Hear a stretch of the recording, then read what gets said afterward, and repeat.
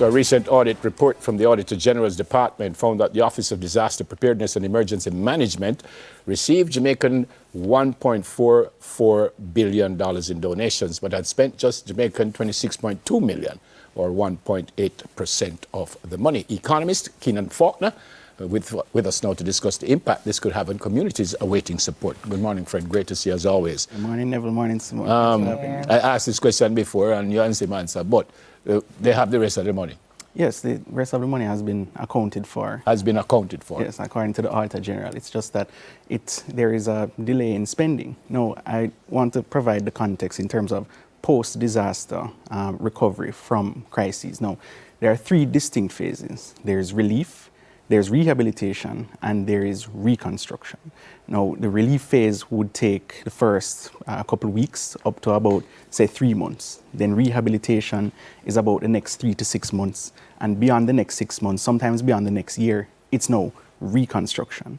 So the fact that you are now 7 months down the line, you're already in the reconstruction phase. So any monies that would have to be spent now would now have to be really for reconstruction.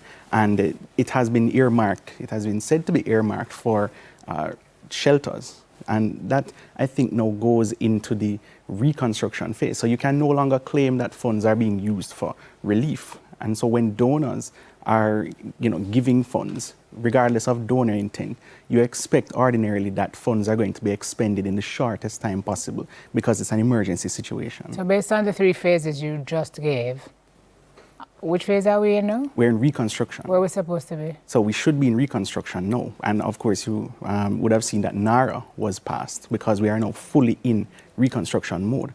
So any funds that are being spent right now would be devoted to reconstruction. So the report card is that we're within that the timeline that you mentioned, or so, in other words, I want to see if we're benchmarking, right? So yes, that's international best practice that we would have those three distinct phases. So the relief phase has ended. So there's no more relief that you can give regardless of whatever spending that you have, whatever money that you have right now.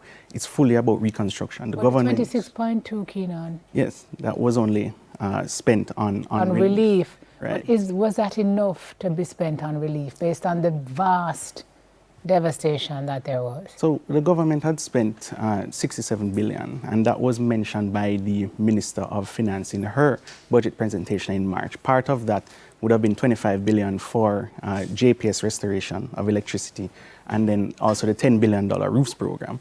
So money has been spent on the relief phase and the rehabilitation phase, so fixing back people's roofs, that counts as rehabilitation. Now we want to construct. But when people donate money and it's not spent in the fastest way possible on relief, meaning immediate needs, meaning persons who are living in conditions that are not satisfactory in the immediate aftermath, it does raise questions. And I think we need to resolve some of the tensions between process and outcome. So clearly there was a delay for whatever reason, but I don't think that was ideal in the circumstances. Even this morning in our hot topics, we were reading that people are still in shelters, so people still have homes. I don't know if you can think for people, but why in the world would we still have people not living anywhere, struggling? When I say not living anywhere, not in their homes, I mean, and the money is just sitting there. Why would not that have been spent to alleviate some of these problems the people are having? And that's the opportunity cost of now having funds sitting there. You expect that it will be deployed immediately. So notwithstanding whatever has been spent already, if you have $1 billion, that could do something. It could do a lot of things. But in your opinion, why has it not been spent? Well, according to the Auditor General, that has to do with some internal processes. Procurement. Well, I'm not sure that it is procurement, but it has to do with some agreement between the financial services institution when they get donated funds. So just to explain that process as well, whenever donated funds are given to the government, it's the same process for loans and grants. Now they go to the bank account for the ministry, department, or the agency, and it has to be reported to the Ministry of Finance. Now that is to be in conformity with the Financial Administration and Audit Act, which governs these things and which the Auditor General reviews. Now, if there's any delay in that process, there was a delay related to a chargeback period, for example, for when you give money, and then there's a chargeback period, they allow 30 days. But there was no real formal agreement between the entity receiving funds and the financial services institution who held the funds on behalf of the entity. So there was a delay right there. But notwithstanding all of that, there could have been some other process that delayed it. Regardless, that needs to be optimized, because in an emergency situation, persons are not going to be asking, some of those questions related to the nitty-gritty and the financial aspect. They're going to say, why are the funds not dispersed? Especially in light of the fact that since we are in reconstruction, you have other funds which could perform the same function that the funds being withheld are now expected to perform in terms of rebuilding shelters. So you said, what you have seen so far, or the way it has been unfolding, raises questions. What are some of the questions that it raises? Well, in terms of how do we balance effectively and efficiently speed and efficiency on one hand, and accountability and transparency on the other. It should not be that you are subordinating one for the other or one supersedes the other. Getting the right balance between the two of them is the essence of sound and prudent public financial management. Is this indifference, bureaucracy, incompetence? I don't know if I have any other word to go there, but... Or a combination of... It could be a combination of all of them. What do you think? And I'm not asking you to point fingers at anyone, but from what you've read and from what all of us have read and heard, is it bureaucracy? I think in trying to do the right thing to ensure that funds are accounted for properly and that the process is transparent, we're hewing a little too closely to the process and losing sight of the outcome. So that's bureaucracy? Yes, I would say that falls along the lines of bureaucracy. So you cannot have such an efficient process and then the outcome is meaningless, because 7 months down the line, people are asking, where is some of this money?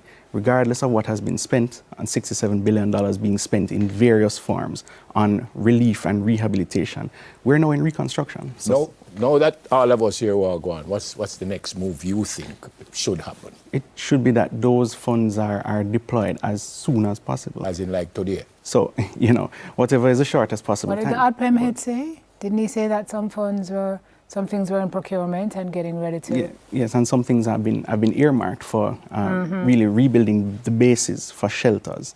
But that now falls within the phase of reconstruction. So, of course, we have NARA for that. And going into... we need relief. But, the relief phase has already been finished. But people still need relief. People still do need relief. I want to read something here. It says, according to the audit, ADPEM failed to provide information showing the total amount collected and spent after Hurricane Beryl, making it difficult to determine whether the remaining balances reflected ongoing projects or weaknesses in program execution.